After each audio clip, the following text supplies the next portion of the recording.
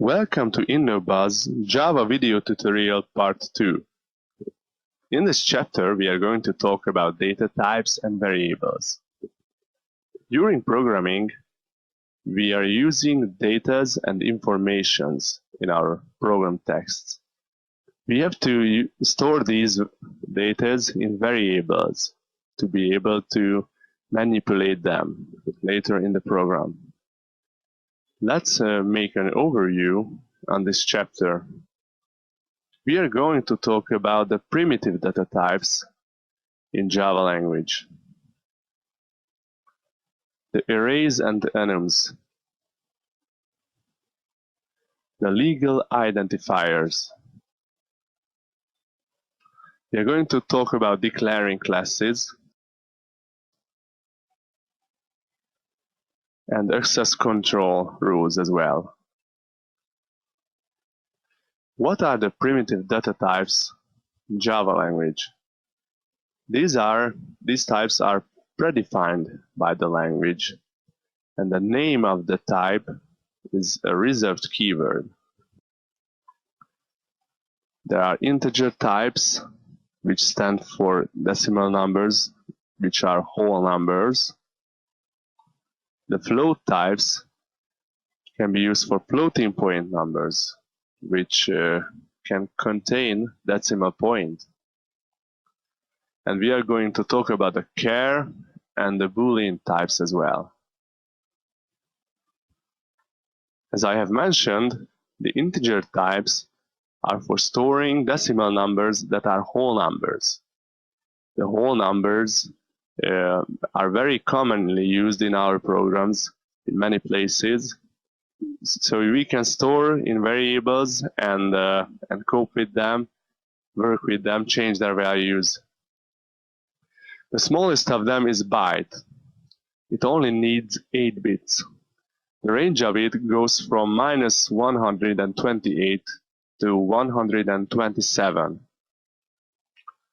The second is the short, which needs 16 bits and goes from less than 32,000 up to more than 32,000. These are relatively small ranges, so in our program we might need bigger ones, bigger ranges. But what is the advantage of these small numbers, small ranges? This is that they need less memory. They need less place in the memory, so we can save memory for our program. For example, if we have lots of numbers, lots of integers to store in arrays or collections or something like that, we might need thousands and millions of them. And at the end of the program, it's a big difference. If, for example, we have to use only small numbers, then it's better to use the byte or the short, because our program will be faster. The integer is the third here, and the int, and it is stored in 32 bits. You can see it's a much wider range. It's less than -2 billion up to more than 2 billions. And this is the most commonly used integer type. So normally in our programs, this should be enough for the common use. But there are some situations when, for example, we use databases, or we have to do some bigger mathematical counts or anything like that, then this is not going to be enough for us. For example, if you want to count every people in the world, then it is not enough for us. So we can use the long then, which has 68 bits, and this is a much bigger range here. I cannot even tell it. Normally this should be enough for anything. The float type is floating point number, which, as I mentioned, might contain decimal points as well. So this is not a whole number. There are two types of float. The first is the float, which has to have 32 bits in the memory. And this means that this kind of number can have 38 digits. So the range cannot be told precisely because it depends on where the decimal point is. So this is a very wide range number anyway, but the double, which is double place, so it's 68 bits, it has got 300 digits. So it's a very, very long number to write down, for example. And the decimal point is somewhere in these 300 digits. The char and the boolean types are following. In the char, which is stored on 16 bits, we can store one character. The range of this is two hexadecimal numbers, which might seem a little bit strange, but this is also going from 0 up to 65,000 if we see it as an integer range, because all the characters have a code which is an integer number, so the code of the characters is stored in a char. That's why it looks like this. If we want to store more than one character, we have to use string, but string is not a primitive data type. We are going to talk about that later. It's an object type. And we also have the boolean here, which is a logical type. It only can have two values, the true or the false. We are using it a lot during our programs when we want to set up conditions, see if something is true or false, or use flags or stuff like that. Let us now do some practice on Java primitive types. I've already set up a test package here with a test project, and it only contains a main method. We are here in the NetBeans IDE, as you can see, and I have set up all the primitive data types here. I've created a declaration for them. We are going to see what they contain here. How does this declaration look like? How do we create variables in Java programs? Well, we have the name of the type at first. It's a byte. Then we have the name of the variable. It's also byte. I called it with an underline. But this is a name that I gave, so I can change it to, to anything. I can call it cat or anything as well. But I just use the same name because this way we can see which variable belongs to which type. And I also give the values here to the variables. So there's a equal sign and the value and the semicolon at the end. These are the types: the byte, the short, the integer, the long, the float, the double, the boolean, and the char that we were talking about, the primitive data types. I gave some numbers here, some data here, which fits in the corresponding type. For example, for the byte, 25 is good, but if I use 258, it's already too big for a byte. For the short, it's good. For the integer, it's good. We have bigger and bigger numbers here. I can use bigger one, but it's too big, for example, for an integer. So that's why I use it. The long number, it's much longer, and it's important that at the end of the number we have to use an L. This way we show that this is going to be a long. The float is a floating point number. This has the decimal point here. I can write more here because it can be 38 digits long, and it's no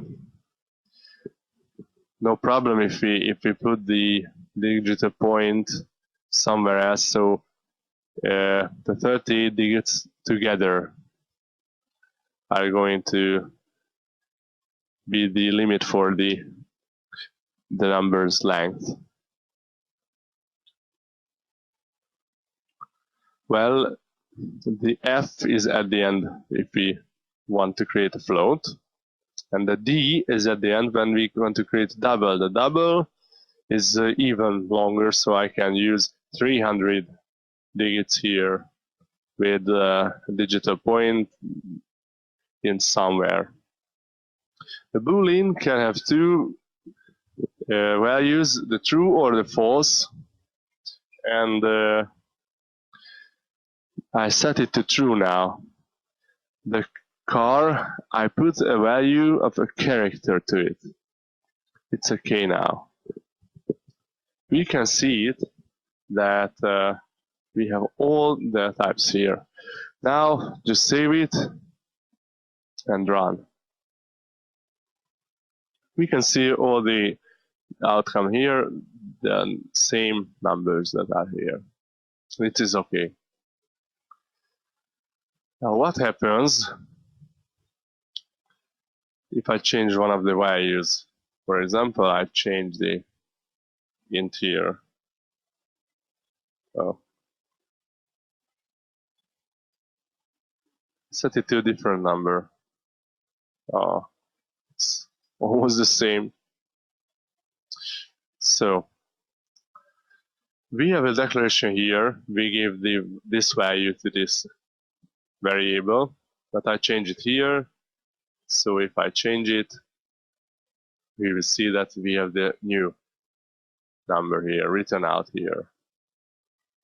Okay, let's make something else. Let's create a new integer, which is called temporary, and give the value of int to it. So now I have a new one. Now I want to see what's in there, so I write it out, and all the others I'm gonna comment out. I just want to see the value of temporary now.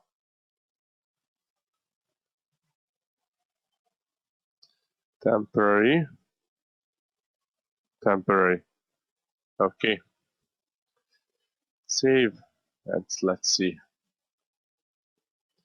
Now temporary has got the value of integer. It's all right. Now what happens if we change it?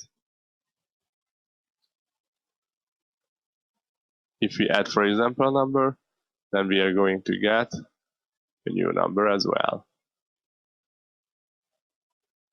Yeah, it's a bigger number. It added it. Okay, this is clear, I think. But what happens if we create this temporary and give it the value of short?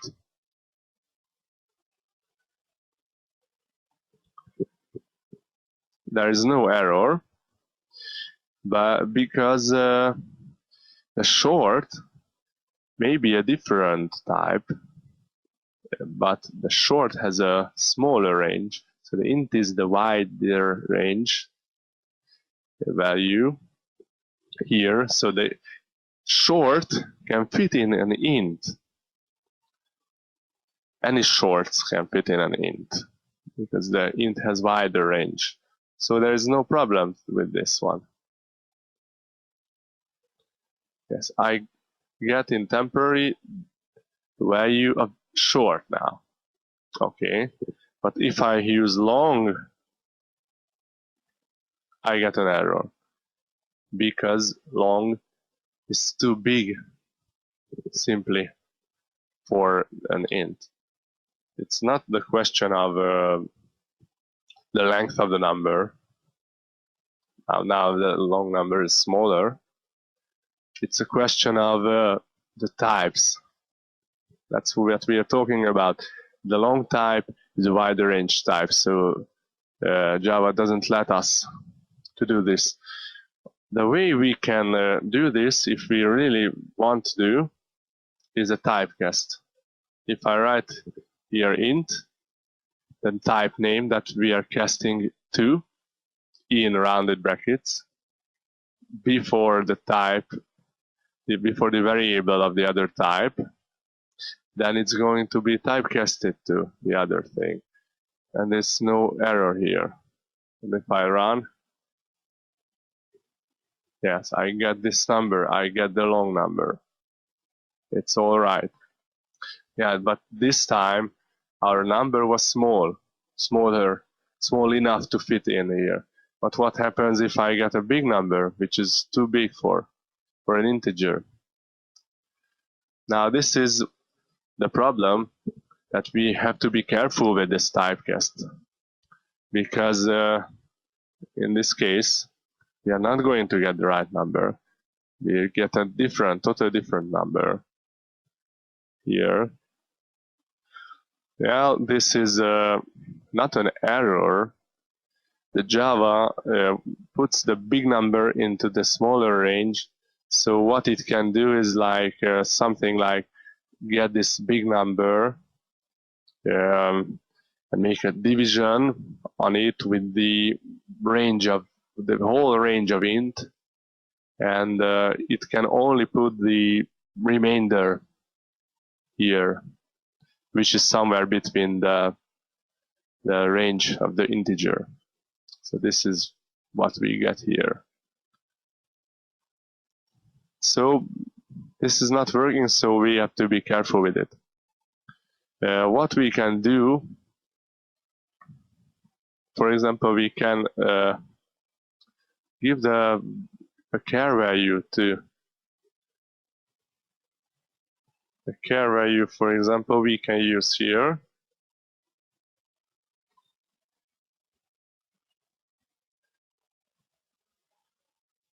Yeah, without typecast, it's no problem because the char contains the code of these, the Unicode code of these letters. So it's very close to an integer. Sometimes they can be used as integers as well.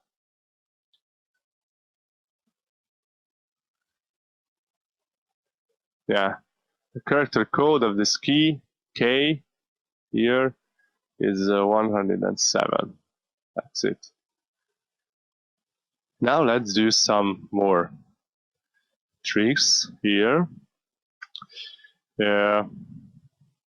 What happens if I want to put a float here? Float into an integer. I also get the error.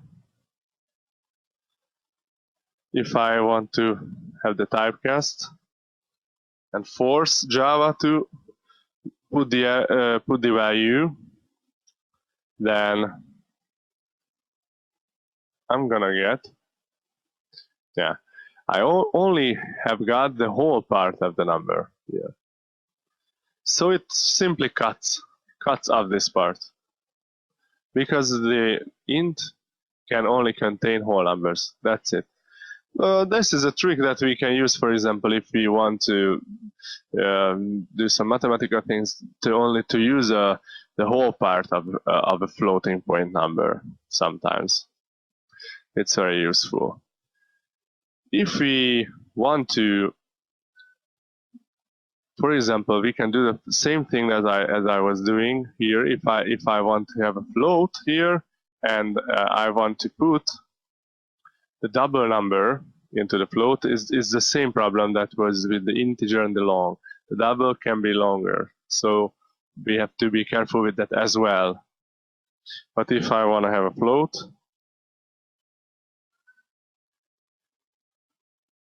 and number is float, and I want to give the integer here, it's no problem because the float is long enough to contain the integer, so it has got more bits, so it's no problem. And also floating point number, it can contain a whole number, so this is no problem here, as we can see. We don't need a typecast. Now this is all about the primitive data types at first. The arrays and enums are very important and very basic parts of Java language. What is an array? It is a kind of container object that collects a fixed number of values of the same type together. When we declare an array, we have to specify the type and the length of it. The values in an array are called elements. Every element has a position in the array, which is called index. We can refer to an element through the name of the array and the index. A little bit similar thing in Java language is enums, but there are very big differences if we go deeper a little bit. What is an enum? An enum is a kind of user-defined type that collects a set of constants together. For example, we have an enum, an enumeration of continents here that I'm going to show you. We have to write these constants with uppercase letters. We can declare enums by adding the elements in the curly brackets. So what is the major difference between these two things? The enum is a totally static thing. It collects constants which can never be changed. We can use it anywhere in the program. The enum gives us a new type. It's a kind of user-defined type.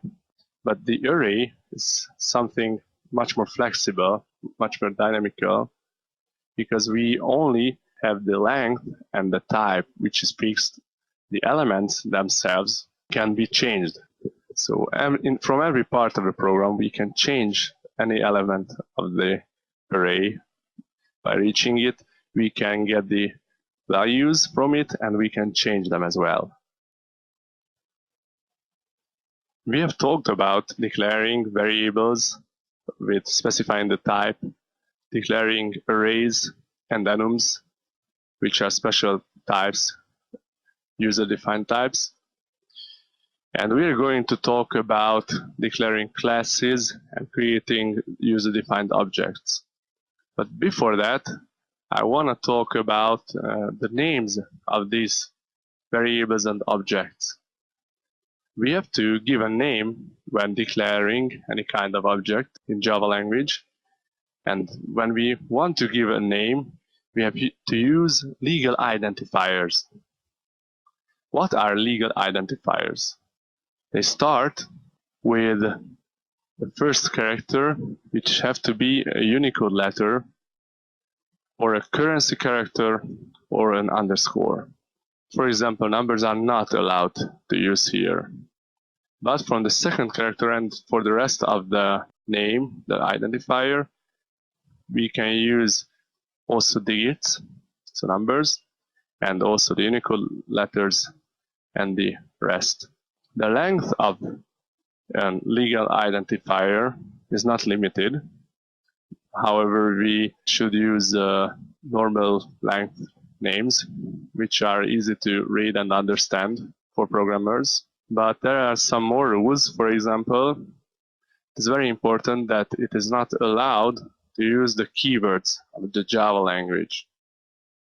So, for example, we cannot use the name int or the other keywords like the types and cycle names and so on and so on. We are going to study about them later. So none of the keywords can be used. And it is also important that it is case sensitive. So all the legal identifiers, the names of the objects and variables, is case sensitive. So it's important where we use the capital and the small letters. We shouldn't forget it.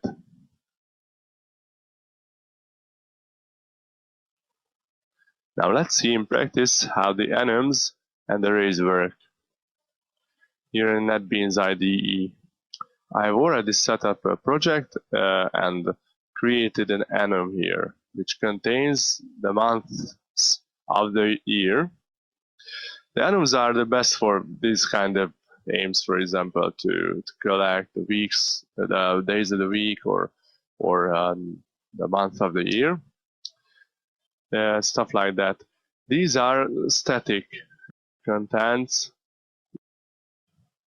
They cannot be changed, as I have already told. But this is type definition here as well. So as I told you, I can create and I can declare a variable here which has this type, month. This is not a primitive data type, this is a user defined type. And this has all the things that I've put in there. The NetBeans shows me the members of it. I can use it anywhere. Okay, I'm gonna use them later a little bit when we create arrays. Now about the arrays. When we create arrays, we have to write a name of one of the types and then square brackets. This shows us that we are going to have array here and a name. Right, let's call it array. This is the declaration part. And I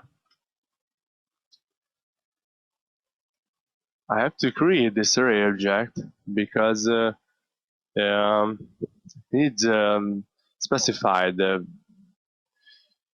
amount of memory to be able to hold the integers, and we have to tell the length of it, the size of it. So I say this is going to be new int array of, for example, 10 elements. That's it. So now we have an array which has 10 elements, but indeed all these elements is null because we didn't put any elements in there. So we have to put elements there by using the index. For example, I say that array 0 equals to anything, 8. Put a value here. So now I put the 8 to the 0th element of array here. The indexes always start from 0. So if we want to have the first element, this is at index 0. We have to be careful with that because it's very easy to make errors about it. And so on and so on. I can set any of the array to any kind of value. Fifth element, I'm not gonna write all, of course, only this. But there's another way, for example, to give values to arrays. this way, I don't have to use this new part. I only have to say that this equals, and we have the curly brackets here, and I'm giving the values here. So I say that it's 2, 8, 4, 6, 7, 4, 5, 1, 2. Okay, now this way I created an array and I gave the values into it and also told the length. So as we told, we have to give a type and the length to an array.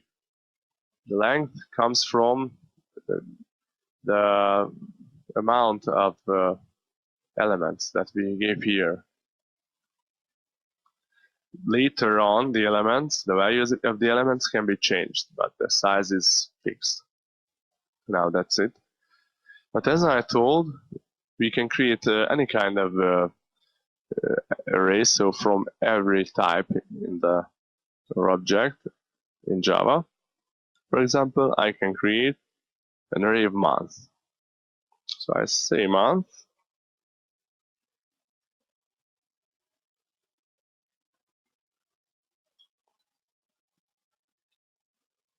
month array. And I can say it's a new month.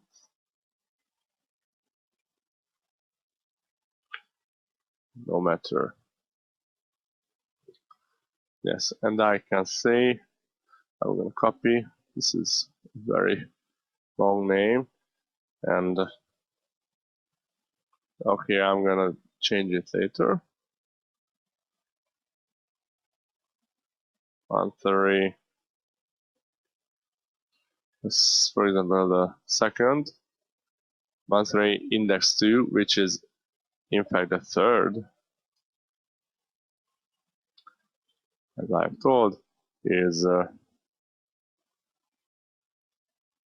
dot December. Okay, this is, but we can use any kind of objects here. We are going to talk a lot about later about arrays in chapter 5. This is for now, just to get familiar a little bit with it. We will do a lot of things, a lot of other things when we know a little bit much about programming and cycles, for example. And what I want to talk about is the legal identifiers also. So, for example, we have the names of these arrays and variables and everything, and these are all legal identifiers. So they have to start with the letter. I cannot start it with a digit, as I told you. This is already gives an error. I can start it with this, but usually we start it with normal characters. And I can use the digits here, so it's no problem. That's it about them. And the important thing is that I cannot use the names of types, for example. So the reserved keywords. So I cannot write. I cannot name this array like int. It's it's not allowed. I cannot write the other blue words. So they are the reserved keywords.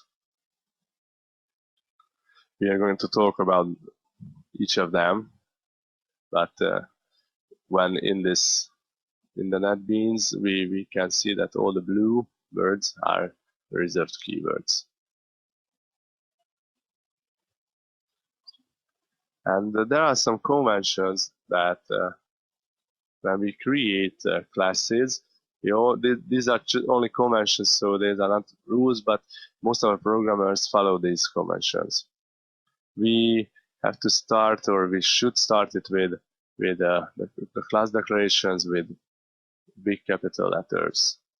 And each new word that starts inside a name starts again with a big word, with a big letter, the capital letter. And also the type names.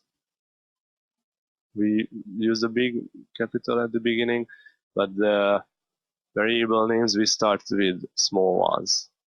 But for example, if we have it like this, that the two words in one name, that I should have written it if I follow this convention like this. So the second word starts with a big, so we can see how many words the name stands out of. That's it. Now that's all about legal identifiers. Yes, and what is more, I just forgot it, that the Java language is case sensitive, so we shouldn't forget it.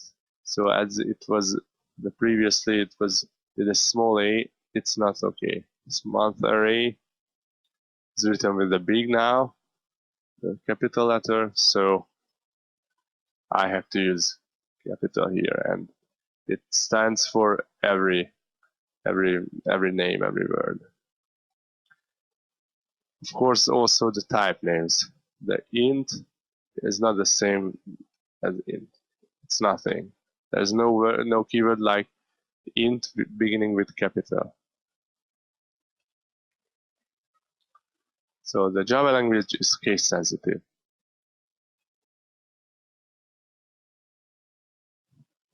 We are going to talk about declaring classes now.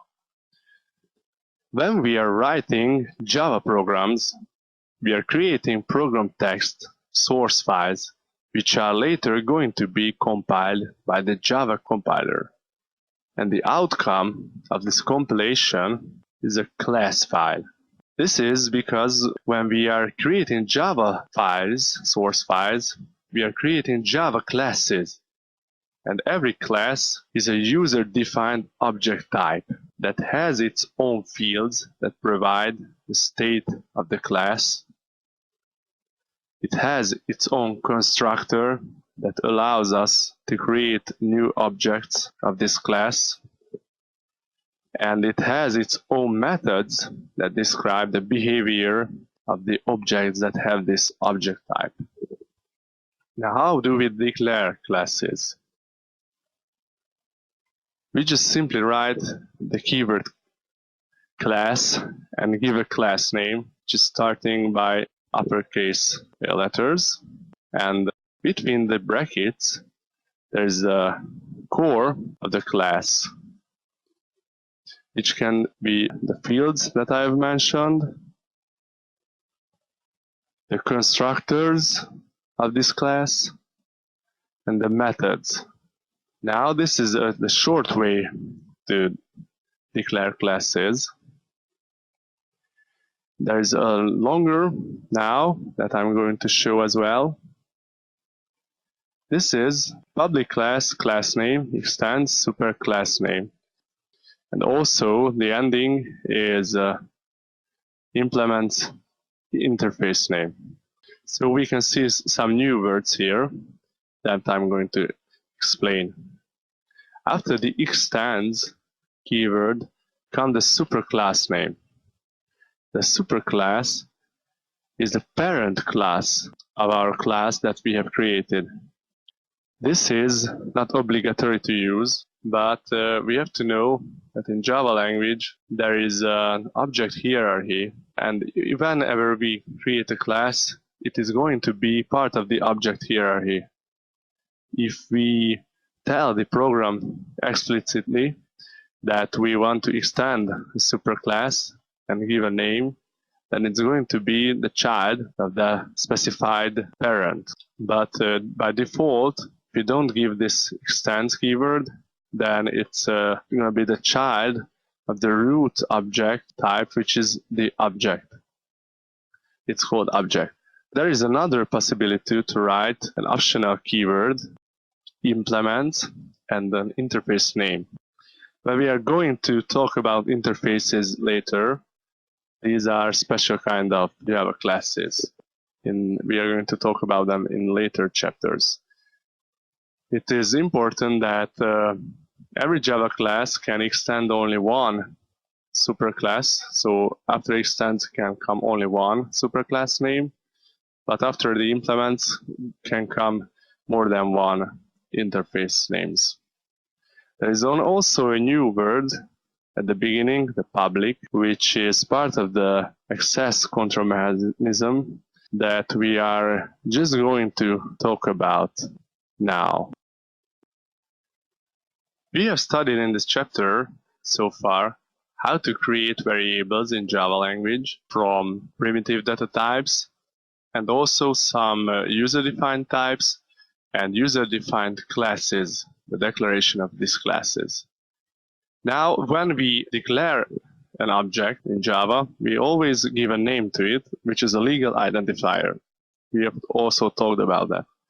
But if we want to reach that object or the variable, we have to know that from which parts of the program, or which parts of program codes, or from what packages can we reach that object or that variable.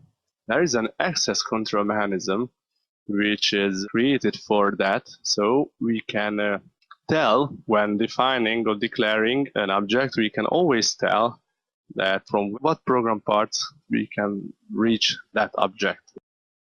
There is a possibility to set the access to classes when we declare them, and also for the members of the classes, the methods and variables. This is the member access. If we don't set any kind of access controls by access control modifiers that we are going to talk about from now, if we don't set this is all the classes and members are going to have some kind of default access. So everything in Java language is a part of the access control mechanism if we explicitly tell the Java how to access it, or if we don't, it uses the default. Let us see now how the class access works. When a class has an access to another class, it means the three following things. Our class can create an instance of the other class. Our class can extend the other class. And the third thing is that our class can access certain methods and variables within the other class. This means kind of visibility. We have to have access to another class to be able to use the methods and variables of the other class. What kind of accesses we are talking about? The access modifiers to class. That's the default access. This means that we don't give any modifier before the class declaration. So this way, our class is going to be going to have default access. This means that our class will be seen only by classes within the same package. This is the default. If we give the public access, then it's going to mean that all the classes from all packages have the access to our class. Of course, the packages need to be imported to the classes so that they can see our class. There are also some non-access modifiers that can be used before class declarations. These are some kind of special modifiers that are not obligatory to use, so it's an optional thing. We can use final modifier. This means that our class cannot be subclassed, cannot be extended. Many classes in the Java library have this kind of modifier. There's another modifier which is abstract, and we are going to talk about it more detailed in later chapters. The abstract class can never be instantiated, so we cannot create objects that are simply belonging to this kind of class. These kind of classes are created to be extended subclass, so we have to create child classes to them, and we can create objects that are belong to the child classes of the abstract classes. So as I told, these are more special modifiers. Let's talk about the member access now.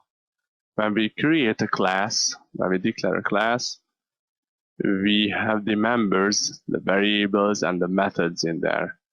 And we can specify also the access to these members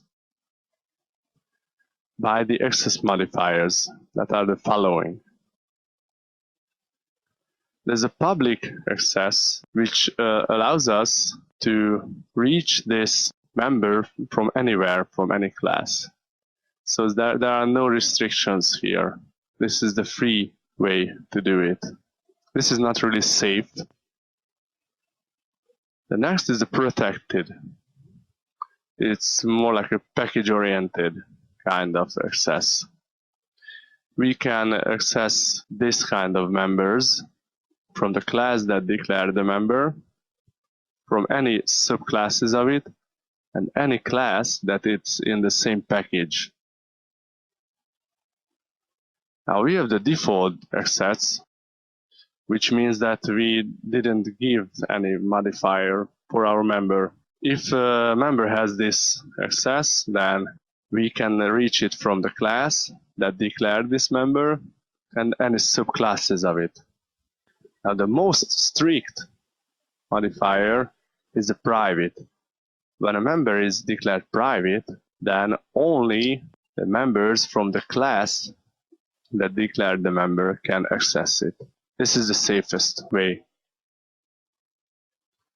There are also some non-access modifiers which are about modifying or being able to modify and how to be able to modify the value of a member.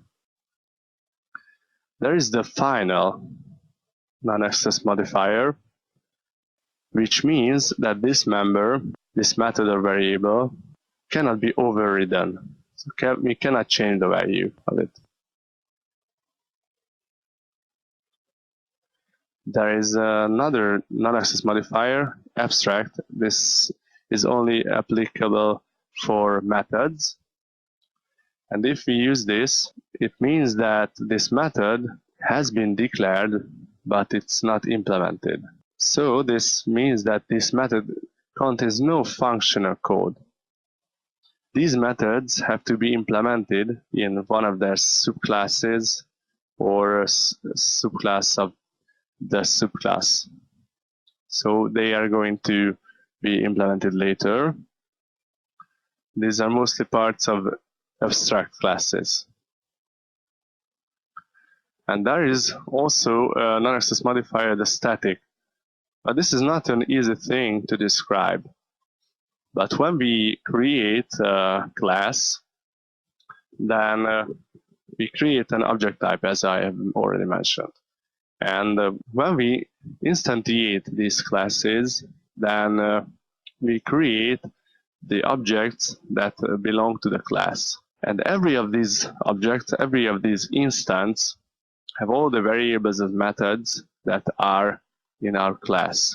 They all the instances have a copy, an own copy of these variables. But if we use the modifier static, then the member that we use the static for is going to belong to the class. So it means that there is going to be only one copy of that. So all the instances, we reach the same copy. So there is not going to be a new copy for each instance. We are going to talk about that more detailed later, and I'm going to show it in the practical part as well.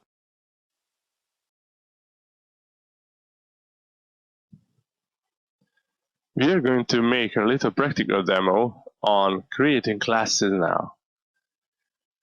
Here is our good old test project, but we are not going to use it this time, only a little bit later. We are going to create new projects now, new classes now.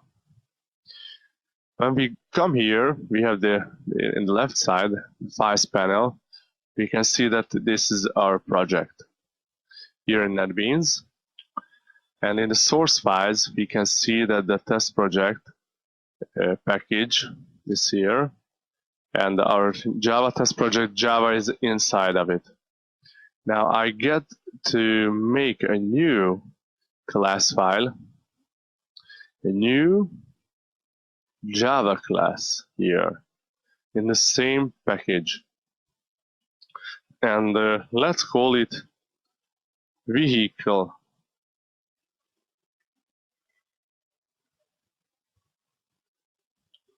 You get a brand new package here, a brand new class here now. There's some additional template comments that are added, but we don't really need them. This is our new class vehicle. It doesn't really contain too many things. The keyword class and the name vehicle and an access control, but we are going to change it later, play a little bit with this. It belongs to this package. Alright, now let's create this vehicle object. What can we say? What kind of fields should we use for a vehicle?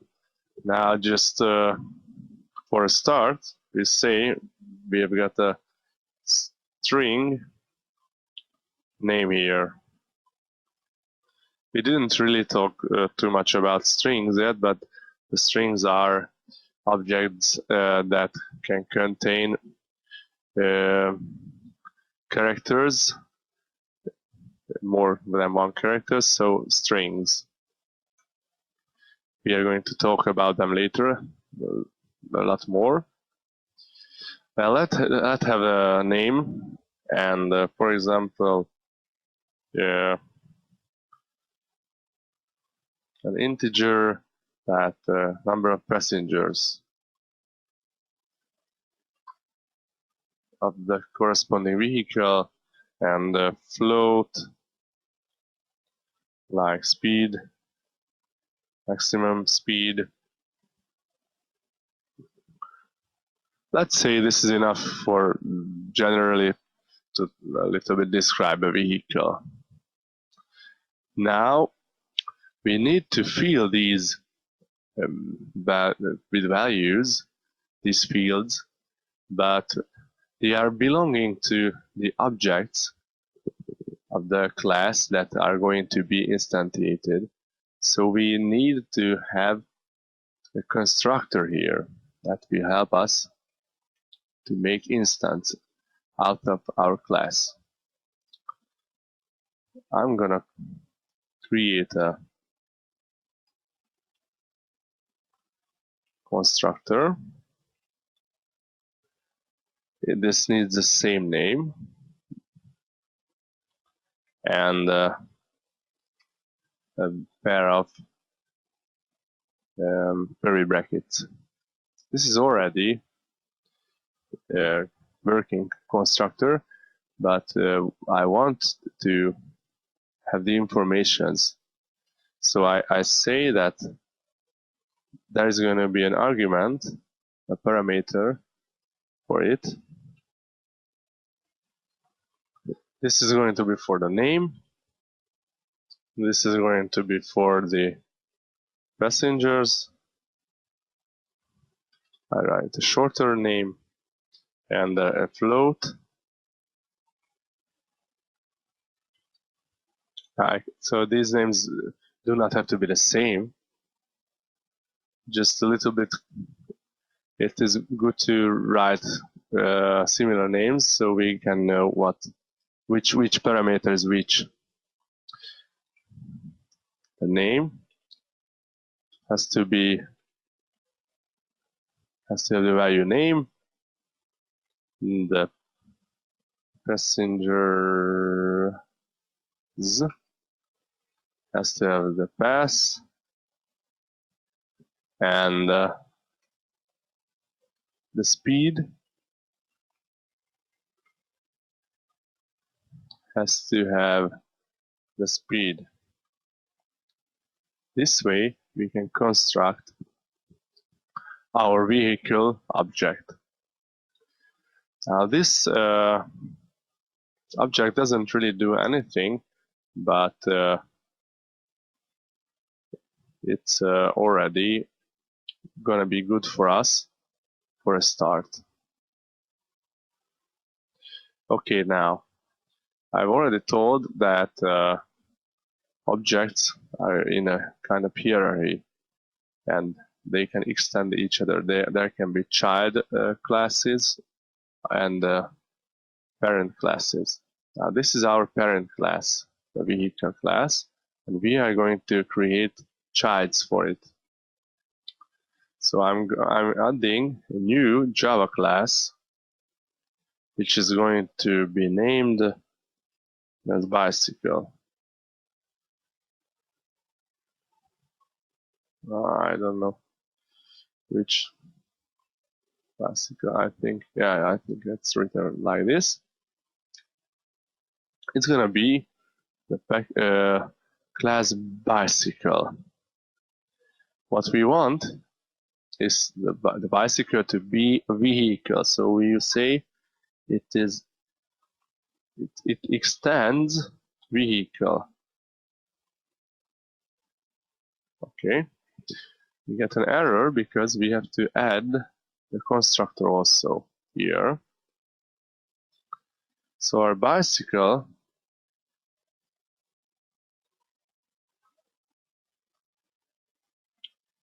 will look like the following.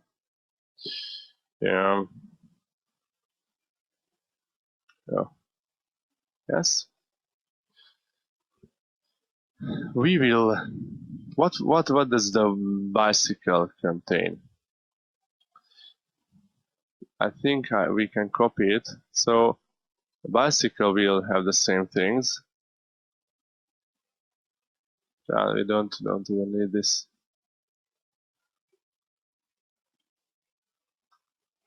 Well, what we need is to call super.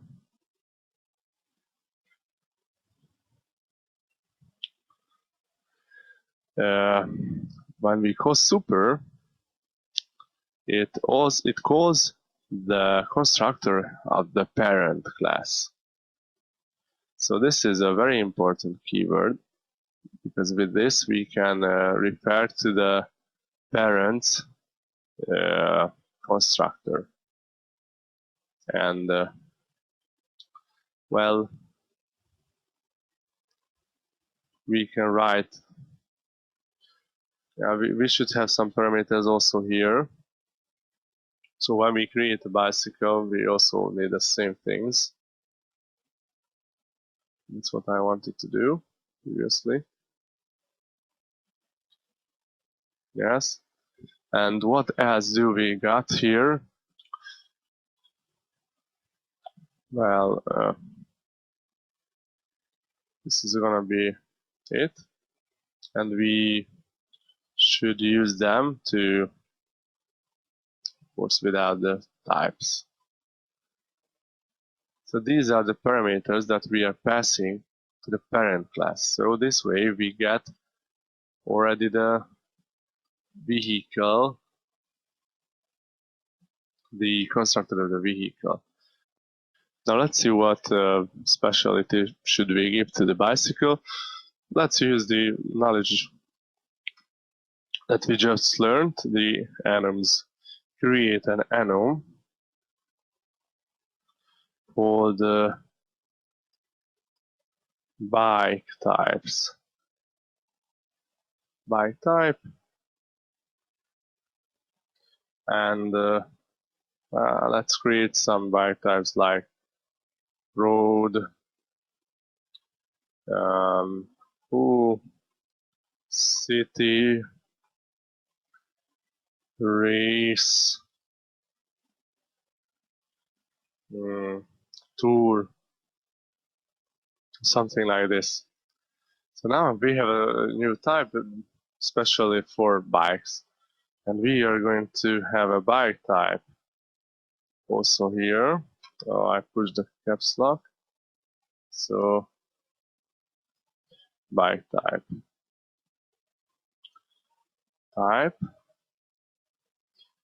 and every bicycle is going to have this.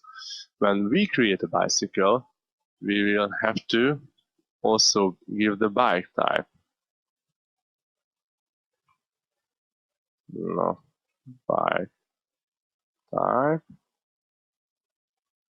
type underscore, and after we call the super, so the vehicles constructor, we have to say that the type is going to be the type, for example.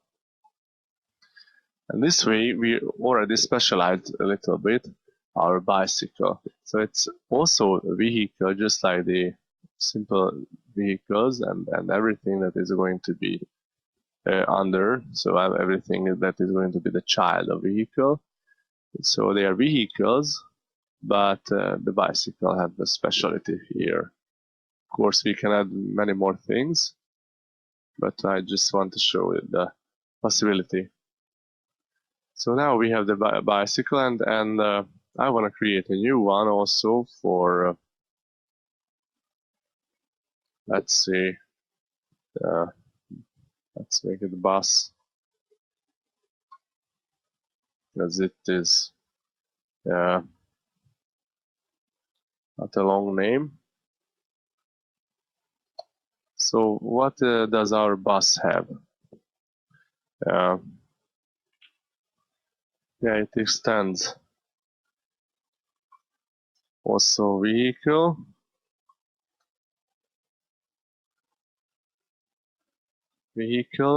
and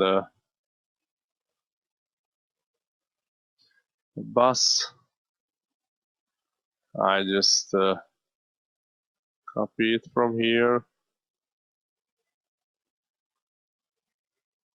When we create a new bus, we will use the same first. And well, I also copy this. Super, save time. Yeah, so the bus is the same thing now. And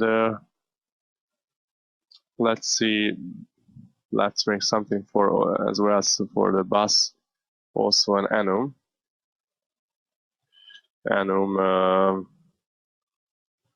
gas type or something like that.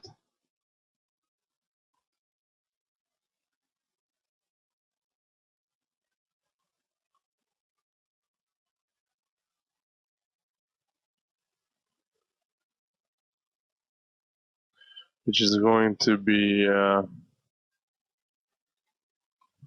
gasoline and diesel and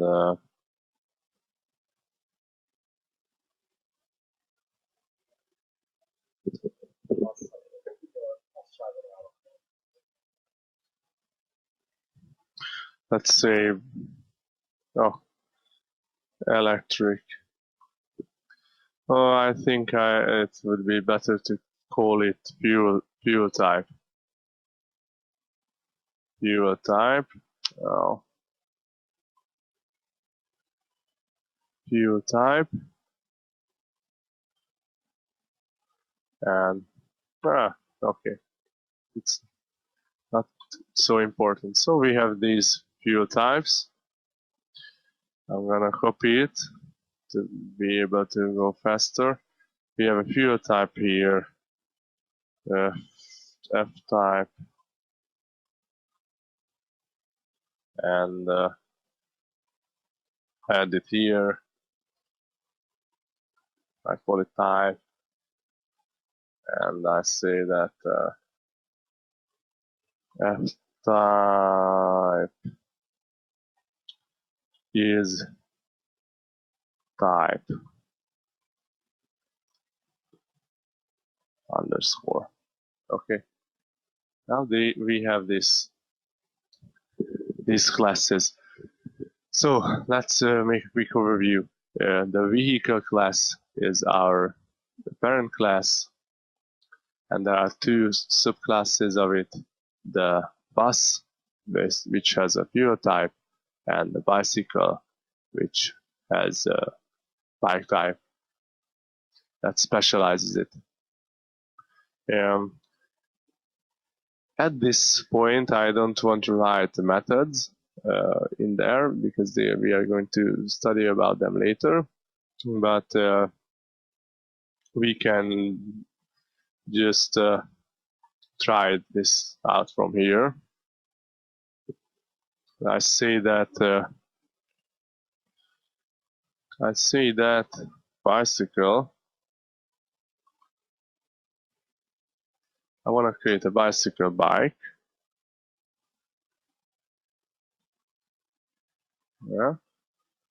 Yeah. You can see that he already can declare one. I declared it, but I have to instantiate it. So I write it here, new, and we will have the bicycle. This is not good because the bicycle needs the arguments, the correct arguments now. So I don't know it by heart, so I just cheat it and I copy and see the name. Well, it's gonna be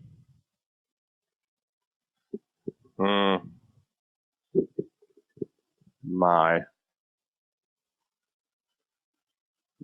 bike, no matter passengers is one on this bicycle. It's not a tandem or something like that. Speed, well, the maximum speed of my bike is like I don't know, 25 kilometers or something. But this is a float, so I can also write 25.4 if I'm in a good shape. And the type, well, I shouldn't have.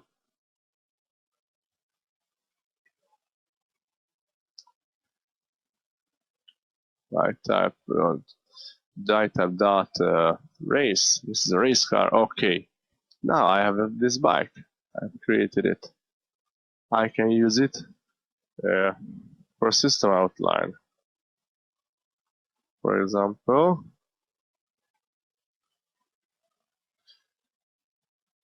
okay, and I want to see the bike dot name. You can see the name here, for example. Well, let's see. What's the name of my bike? It's my bike. Yeah, that's it. So it knows. And we can see that here's the type. The type that is only belonging to the bicycle type. I think I can write it out. It makes a conversion to string. Yeah, that's it. So I can see all the parts now. Yes. If I say, for example, that I want to a vehicle, this is a new variable which has the type of vehicle. And for example, I can give the value of bike to it.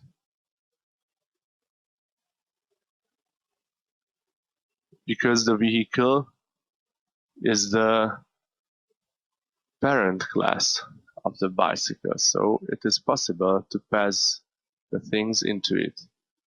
But of course, it is a little bit like when we added long numbers into integers, we will lose something. So the VH will not contain the bike type because it's a vehicle type. But I think the name will go. So I'm copying. So if I say that VEH, then it got no type, of course, but it gets a name, and it's going to be able to write it out. Yes, so it got the name. The race word came from this system out. Yeah, this is how to make classes. And if I want to make a bus, then I say it's a new bus.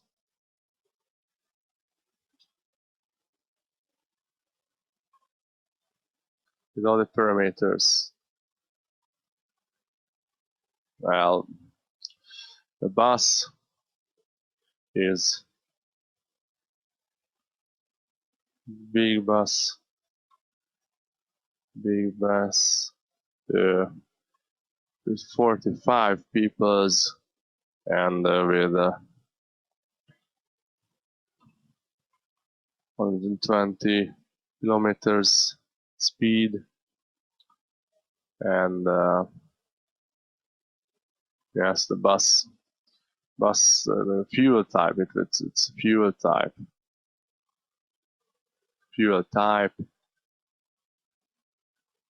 electric. I forgot to write a new here because we are creating a new instance. Just a very quick system out. So this is about creating objects at the first site. Bus name, I can add the bus, that fuel type.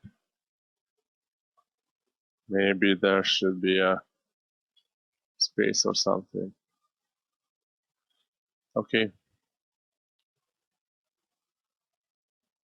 Let's talk about a little bit in practice these access modifiers. Most of the things are public here. We have the test project, which is also public. When we have a class, a Java class, we can only have one class declaration inside with public, and that should have the same name as the Java class. So this is our public class. So I don't have to use this, but otherwise it uses the default kind of access, as we have already told. I also use these publics here.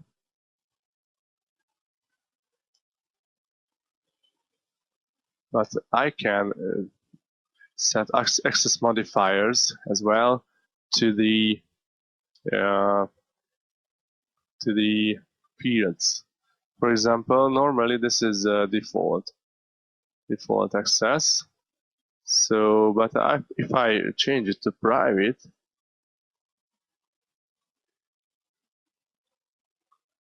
and save it, you will see that there is going to be an error in this test project because we want to read the fuel type of the bus, but it's you cannot see it anymore from here because it's private, and the private means that it can be only seen from the same class. So it was too strict at the moment. I can use, for example, the protected here, which is going to be better. The protected is the package. So everyone in the package can reach it. Alright. Or I can use, for example, if I write here the private, the same thing, they are not gonna see it anymore. So there are gonna be problems with the same thing. So all the names, not only the vehicle names, but the bus names as well. Because the bus is also belonging to vehicle, it's the child of it. But if I use if I don't use anything, then it's gonna be all the subclasses are going to see it, like bicycle and bus. I can use the public as well, then everyone will see it, not only in the same package and not only the childs, but if I create a different if I create a class with a different package here, I will see it as well. But this is we have to be careful with it because we have to protect our fields. So we should use for example, this default is good. We have seen creating the classes at a starter level. We will talk about it a lot more and add the methods later. And also creating some subclasses. There are also some non-access modifiers that we were talking about. One of them is final. Well, what happens if we write final somewhere here? The final means that the corresponding member cannot be changed.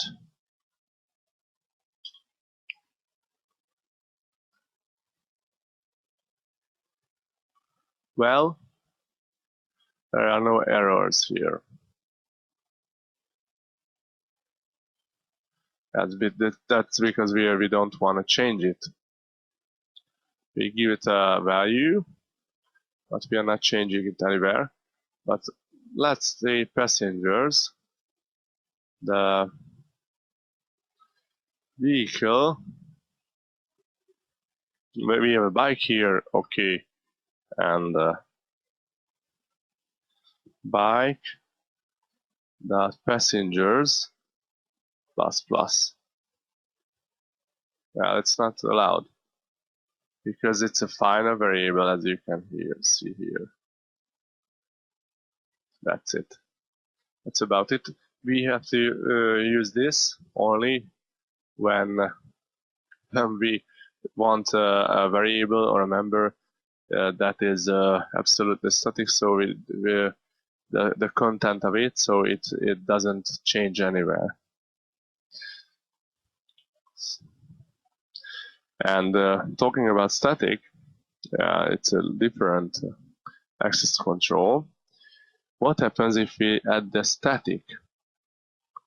I already, yes, if I save it, it's gonna be good.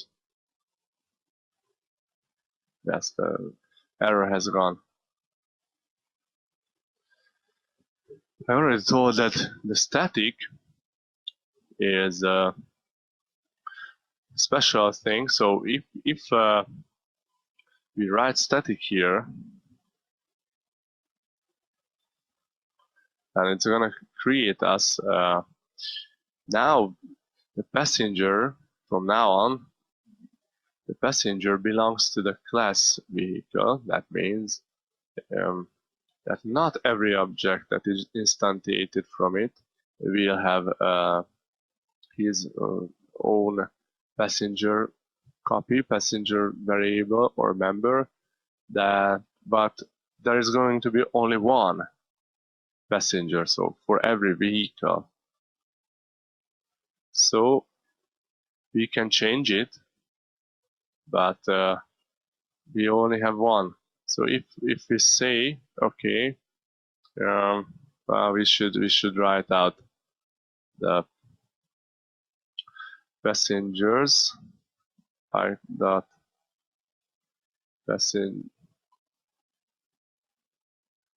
passengers here.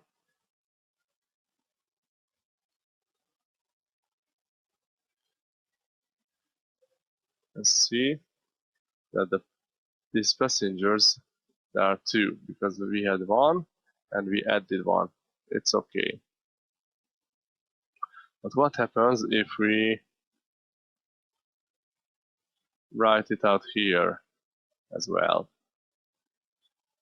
Well, I write some pass1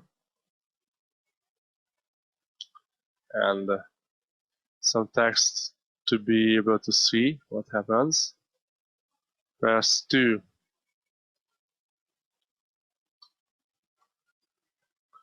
and save it and see what's happening. Yes, the pass2 is 45. How did it happen? It happened that we have the bike here, cruisers and the bike, all the bike variables are highlighted. So we have a bike here, we increase the passengers here, but later on, as you can see, we didn't change anything in the bike. The bike remains untouched. But we created a bus here with 45 passengers. And as I told, the bus belongs to the vehicle. The vehicle is the parent of the bus. So the bus got here the passengers, the number of passengers, which called the super, and the super constructor put the pass into the passengers, and as it is static, we have the same copy for all the vehicles that we are going to create from now on. So there is only one passenger variable, and when we created the bus, we also changed the bike's member. Now that is the static thing. We mostly don't need this, but in some cases we do need, when, for example, when we want to count all the objects or something like that, and we instantiate many objects of the same type or some parent types as well, and we want to count them, for example, then we use a static counter, and every time we instantiate, we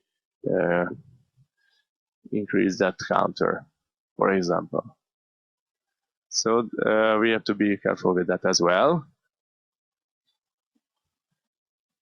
If I delete this, it's gonna be good after this. Yeah, it's 2 again. Now this is the difference between the static and the non-static.